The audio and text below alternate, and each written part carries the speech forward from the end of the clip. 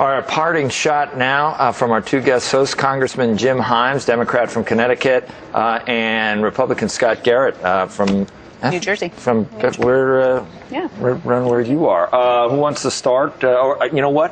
Why don't you both start and just talk at each other? Because the viewers love it when you do that. Just yell at each other like, right? No, don't do that. Well, I want to compliment you today because we had two great segments here. The first one was the Bipartisan Policy Council, which sets out the facts that if we don't come to a resolution here, exactly what will happen. And that is that we'll have enough money to pay the debt and pay for the veterans and pay for the overseas operations and Medicare and Medicaid and Social Security. But that's it. So that was great.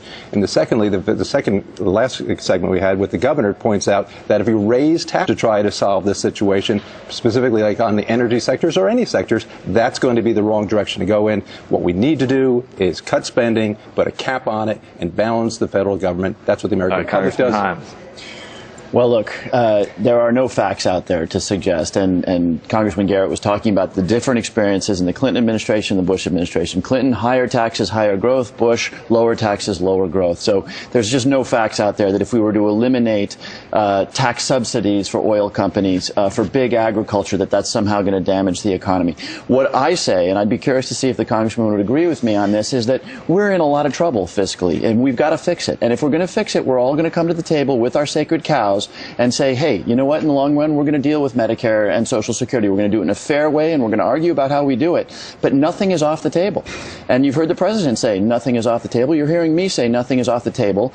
When you're talking about cuts, you're talking about education, you're talking about highways, those things that are essential to our economic prosperity and, frankly, to our sense of ourselves of helping people who are unfortunate. If you say no change in the tax code, the oil companies get their benefits, we're not going to raise taxes on the very wealthiest people in this country, you're saying that the middle class and below has to pay for this, and nobody else does. And that's just not morally right, and it's not economically justified. And my answer to that is no one says no change to the tax code, but just to make sure that it's fair and that it's revenue neutral, so that we're not simply saying we're going to, basically at the end of the day, raise taxes on this economy when we are in a recession, and no one can convince me that raising taxes on anyone, especially the job producers during a recession, is a way to pull us out. Well, the fact is we're not in a recession, and everybody at this table knows that, and it's not a satisfying recovery, but in December of last year, we got together, and I think we voted the same way to maintain the 01 and the 03 tax cuts, because actually that was a much more perilous economic moment than this one is.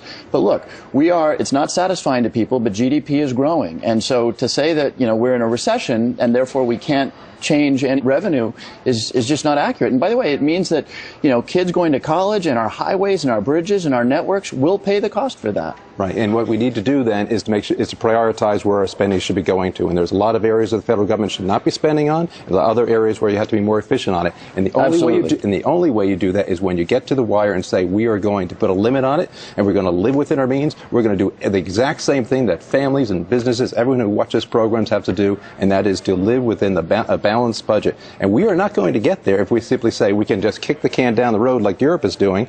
And our version of kicking the can down the road is saying, well, let's just raise the revenue and a little bit more. There's no dispute there from this Democrat. The fact is that starting in 01 with a Republican president, going to have cutting taxes and spending more on war and spending more on pharmaceutical benefits. This is not a Democrat or Republican thing, as you know. We have been ill-disciplined for a very, very long time. So there's no question that we've got to come together, impose some discipline, but it has to be fair and it has to be balanced. I'm sorry, gentlemen, we have to leave it on that point, but I want to thank you both for being here today. Again, Congressman Himes, Congressman Garrett, and Andrew Ross Sorkin. Thanks for having me.